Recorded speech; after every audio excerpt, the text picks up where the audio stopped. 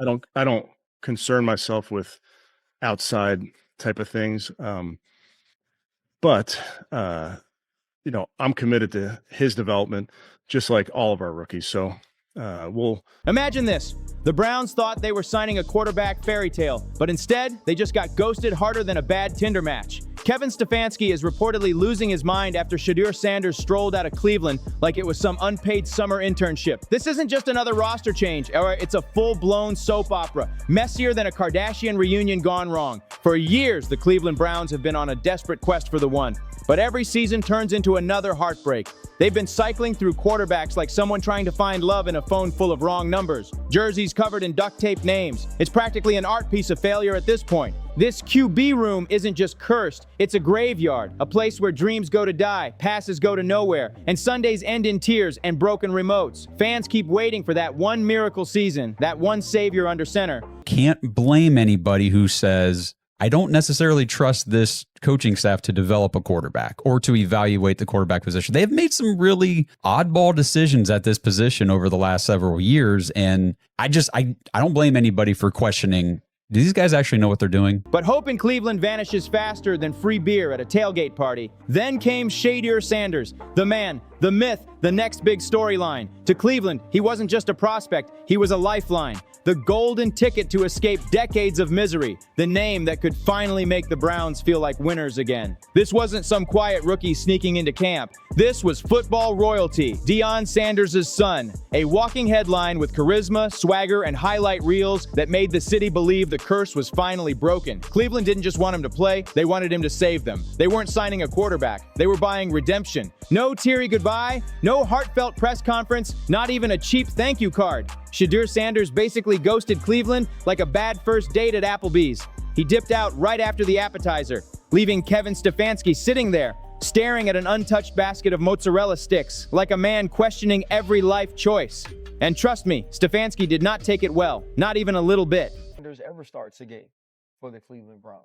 I don't believe he starts a game this year, obviously barring injury, which is the conversation you and I had. And if he doesn't get an opportunity to start a game this year because of injury and show something different than he was able to show this preseason, I don't believe they view him as a franchise builder, a franchise starter. And I'm going to admit something on TV that you probably shouldn't. I'm rooting for Shadur Sanders. I wanted to turn the film on and be able to come on First Take, be on Get Up, and be on NFL Live and pound the table that... Being the head coach in Cleveland is already like dog years. One season equals 10 wrinkles.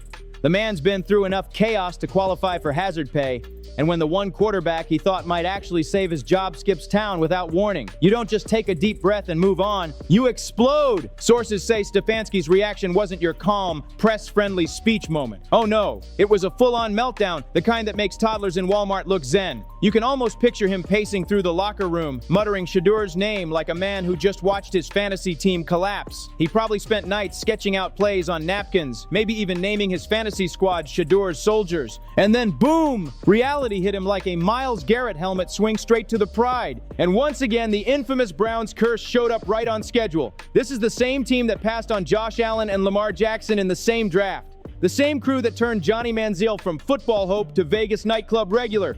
History keeps repeating and Cleveland keeps learning nothing. When the news broke that Shedeur was gone, Stefanski didn't just get mad, he broke down. It was heartbreak with a whistle. Imagine building your dream house, brick by brick, perfect paint, every detail ready. And just before moving in, a tornado wipes it clean. That's what Shadeur's exit felt like. One gust of wind, and everything Stefanski built just vanished into the Cleveland night. That's the Cleveland Browns experience in one painful sentence. They build you up, hype you to the moon, make you believe it's finally different this time. I'm about to unleash about Shedeur Sanders. Brought to you by FanDuel, America's #1 sports book. I just watched what happened to Shedeur Sanders in the Cleveland Browns' third and final preseason game. And I'm outraged, I'm sickened, and I'm saddened. By the way, Shedeur continues to be treated in the National Football League now by those sorry-ass Browns and sorry-ass... And then the storm hits. It's the same tragic cycle on repeat. So now everyone's asking the big question. Why would Shedeur Sanders walk away from all that? Cleveland gave him the keys to the franchise, a starting spot in the NFL, and a fan base so desperate they were ready to build him a statue before his first snap. But that kind of love comes with a curse. You walk in full of hope and swagger, and you walk out broken, confused, and questioning everything. Cleveland doesn't just test quarterbacks, it breaks them. If Shadur wanted longevity, he had to escape that pattern before it buried him too. Just look at history. Baker Mayfield, the golden boy turned NFL nomad, bouncing from team to team like a treadmill at a yard sale. Deshaun Watson got paid more guaranteed money than some nation's yearly budget and still spent half the season looking like he forgot which end of the football to throw. These aren't random flukes. This is the Browns effect. And Shedeur, he's no fool. He's been watching this movie his whole life, and he already knows the ending. The Browns chew up quarterbacks and spit them out like sunflower seeds, and he's not volunteering to be the next sad chapter. Instead, he's doing something rare in Cleveland history. He's thinking ahead. This isn't betrayal. It's survival. Shedeur isn't running away from responsibility, he's running toward control. Every move he's making now is calculated. Smart. I think that he was a 5th-round pick. So there has to have been something else that they were looking at and viewing. You look at that tape. That kid was a 1st-round pick. It didn't show the NFL that they were racist, but it did show the NFL still has the hammer. Now his contract is marginalized. He's a 5th-round pick. They can sign him, and now you're stuck. Regardless if you're a legacy, regardless of your father, your brother, it could only be the interview process. It couldn't be the tape. And as you could see against Carolina, he is a quality. Strategic and influenced by his father's blueprint. Deion taught him early, football isn't just about touchdowns and trophies, it's about timing, branding, and power. Every pass, every post, every decision is part of a long game, one that stretches far beyond the next season. Shedeur isn't chasing clout, he's crafting legacy.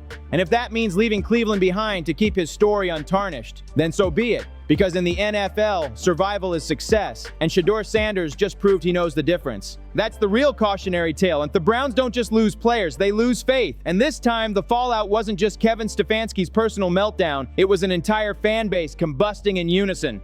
Cleveland fans are built different. Their heartbreak tolerance could win trophies. They've been through so many emotional collapses that disappointment practically runs through their veins. Hope in Cleveland isn't a feeling. It's a scam that renews every offseason with 0 refunds. So when the one quarterback who actually looked like the light at the end of the tunnel decides to walk away, it doesn't just sting. It feels cruel, like a prank pulled by the football gods themselves. You can already picture the memes popping up online. Shedeur's face photoshopped right into that cursed Browns jersey lineup, wedged perfectly between Brady Quinn and Tim Couch like he was always destined to be part of the saga. But here's where things get spicy. Preseason game against the LA Rams today. And Shedeur Sanders, he didn't play well, but he was also playing with the 3s and 4s. But young quarterback, you got to experience certain things. It comes with the learning process. Cool, I get it.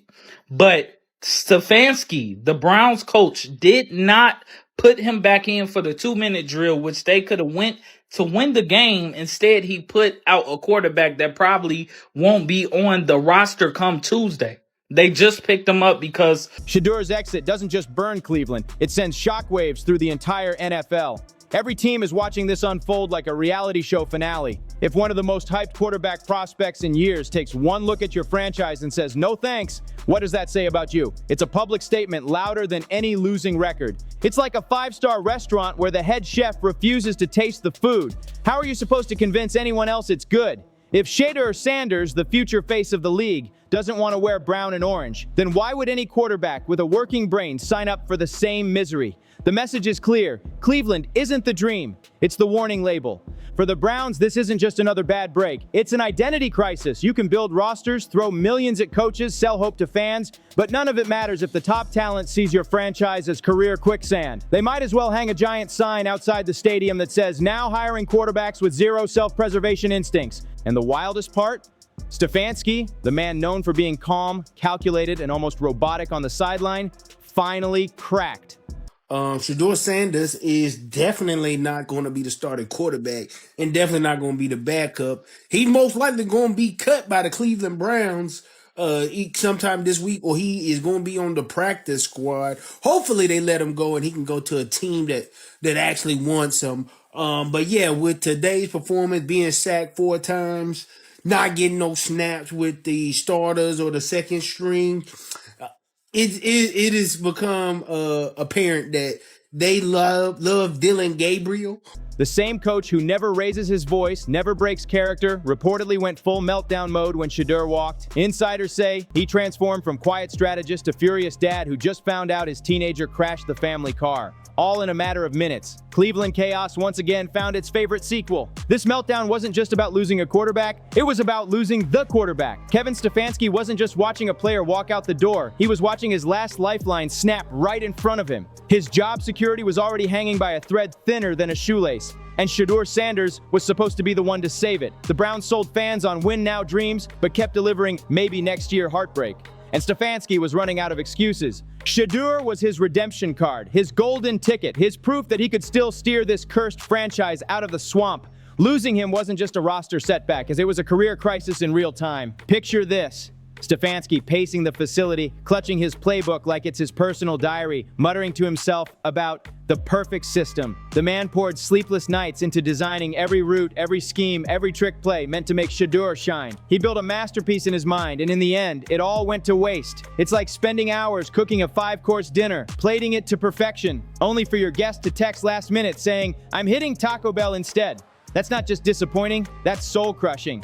Shedeur didn't beg Cleveland for an opportunity. The Browns begged him. They rolled out the red carpet, promised him the future, and painted him as the missing piece of the franchise puzzle. You know what they'd be saying? He's got to read the defense better. You can't throw that fucking ball. He stinks. That's why he fell to the 5th round. And you know that, and it's bullshit what they're doing. The New Orleans Saints, who could have took Shedeur and took Tyler fucking Shuck, are starting on Sunday. They're starting Spencer Rattler and still haven't named a quarterback one, because that's how embarrassing that organization is. And when he walked away, he left them looking like a teenager who spent months planning prom night tux and all, only for his date to ditch him for the quarterback from another school. Brutal. But here's the truth no one in Cleveland wants to admit. They were never Shadeur's first choice. The franchise can pitch rebirth and rebuild all they want, but Shedeur's no fool. He's seen the tape, he's studied the pattern, and he knows the history. Quarterbacks who land in Cleveland don't ride into the Hall of Fame. They disappear into NFL trivia. And Shedeur Sanders, he's not about to be anyone's forgotten footnote. They don't ride into the Hall of Fame, they ride straight into the injury list, the waiver wire, or therapy sessions. The reasons Shedeur Sanders bailed on Cleveland are almost too logical. It's like he saw the warning signs and flashing neon lights and decided to keep driving. Let's break it down. First off, the Browns' quarterback history isn't just bad. It's a blooper reel wearing shoulder pads. It's decades of disaster packed into highlight reels no one wants to relive. No quarterback lasts long enough in Cleveland to become a legend. They either get benched, broken, or booed out of town. Draft pick after draft pick gets tossed into the fire, and all that's left is chaos, confusion, and whatever ancient curse still haunts that stadium. So why on earth would Shedeur volunteer to be the next name on that cursed jersey list? Shedeur Sanders is going to end up getting traded. He will not be with the Cleveland Browns for long. You can bank on that now. I'm telling you, Shedeur Sanders is going to get traded. He's not beating out all those guys in the QB room to start within the next 2 to 3 years. This year, next year, the year after that. So pay attention now. The Cleveland Browns now have Deshaun Watson, Joe Flacco, Kenny Pickett, Dylan Gabriel, and Shedeur Sanders. I'm sorry, but Shedeur wasn't even the best QB in this draft. More or less the best QB in that QB room. He's smart enough to know when a story's ending before it even starts. Second, let's talk about stability, or rather Cleveland's complete allergy to it. Coaches come and go like weather fronts off Lake Erie, playbooks change more often than the team's slogans, and every new season feels like another reboot of the same sad show. It's exhausting.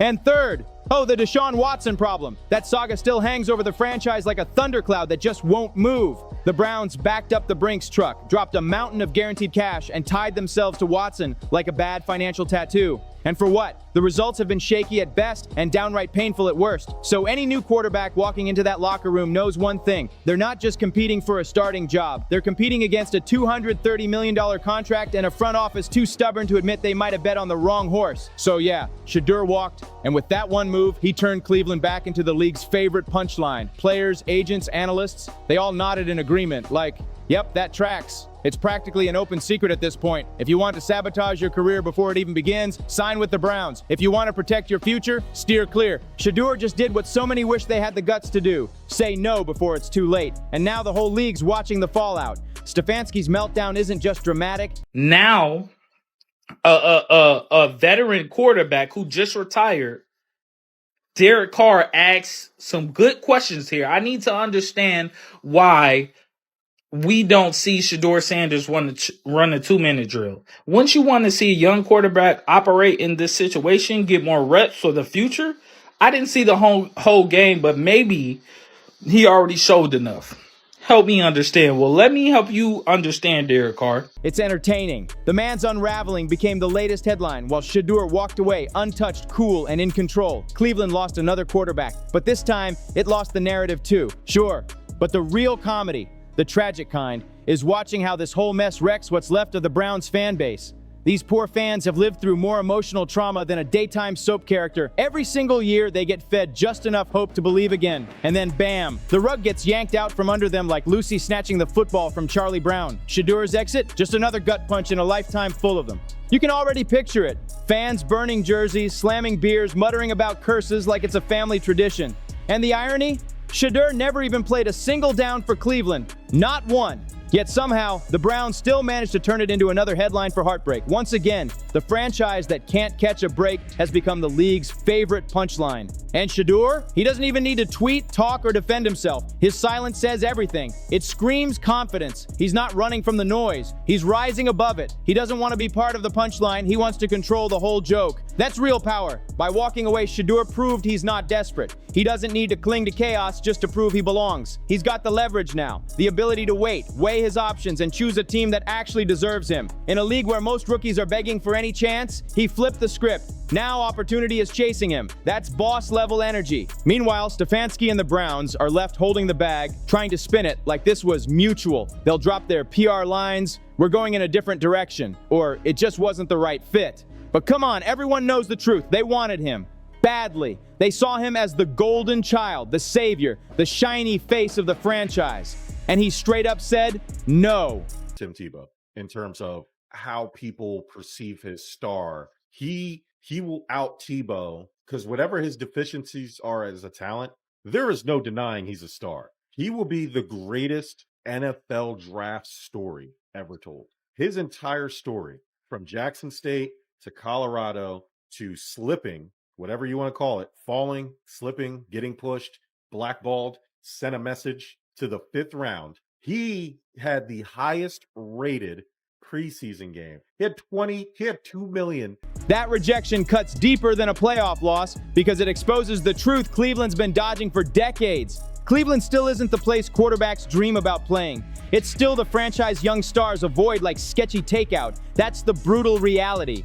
Stefanski's coaching career is now hanging by dental floss over a canyon, one gust away from disaster, and the Browns, they're back to square one, scrambling, panicking, and staring at an empty plate like someone just dropped the last slice of pizza at a Super Bowl party. Cleveland chaos. It never ends. The story practically writes itself. The NFL has its share of drama, but only Cleveland can turn a quarterback saga into a full-blown Shakespearean tragedy wrapped in slapstick comedy. Shadur Sanders walking away isn't just a missed opportunity, and it's a glowing neon sign above the franchise screaming, still cursed, still chaotic, still Cleveland. And the ripple effect, brutal.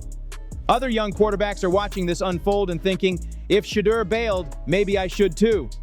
Agents are already whispering in locker rooms, don't go there unless you want your name showing up on a What Went Wrong documentary. The message is loud and clear. Cleveland doesn't just fumble games, it fumbles careers. Meanwhile, the fans are right back where they always end up. Square one. Staring down another season of false hope, hanging onto emotional scraps like people who've survived 3 divorces and still believe in love. These fans don't just root for the Browns, they endure them. And for what? Another heartbreak dressed up as next season's promise. As for Stefanski, he can rage all he wants, slam his headset, or blame the media.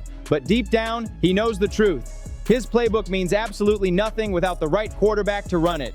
And the Browns keep chasing talent away like it's a clearance sale nobody asked for. Every time they find someone special, the curse finds a way to ruin it.